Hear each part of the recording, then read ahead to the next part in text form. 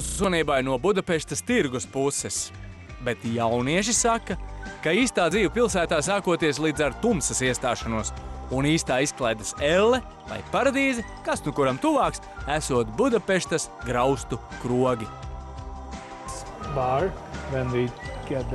Kad mēs ieguvām šo vietu bāra iekārtošanai, te visapkārt bija tikai grausti, kas paredzēti nojaukšanai. Taču tam netika dota atļauja, un tā mēs šo vietu sākām nomāt no pašvaldības. Un tajā laikā bārs Simpla bija pirmais dārza bārs Budapeštā. Un tas bija labs signāls pārējiem, lai attīstītos.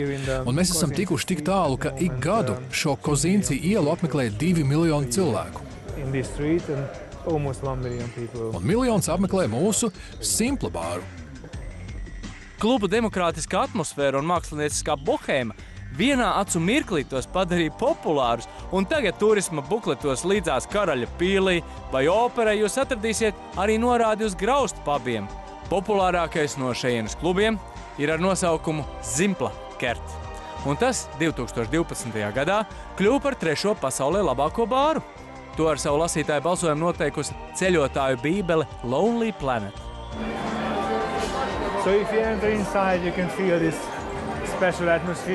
Ieejot bārā, jūs uzreiz varat sajust šo īpašo atmosfēru.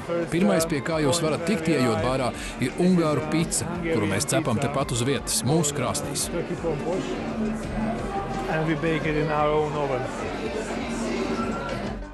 Vairākos stāvos neskaitāmās zālēs čumu un muģi no dzīvības un visdažādākajām postmodernās mākslas izpausmēm. Šī vieta ir elektriskie džungļi. Vīdžejs ņemās savā nodabā. Šādu vietu Eiropā nav daudz. Tikai viena Londonā un otra šeit. Ja tu nospiedīsi pogu, kas tev aizmugurē, tu redzēsi ko interesantu. Nospied to.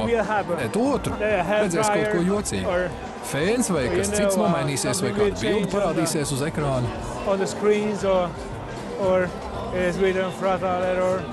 Nu, ja esat vēl kaut cik skaidrā prātā, tad gluži kā bērns varat rotaļāties, izmēģinot, kāda reakcija sekos vienas vai otras pogas nospiešanai.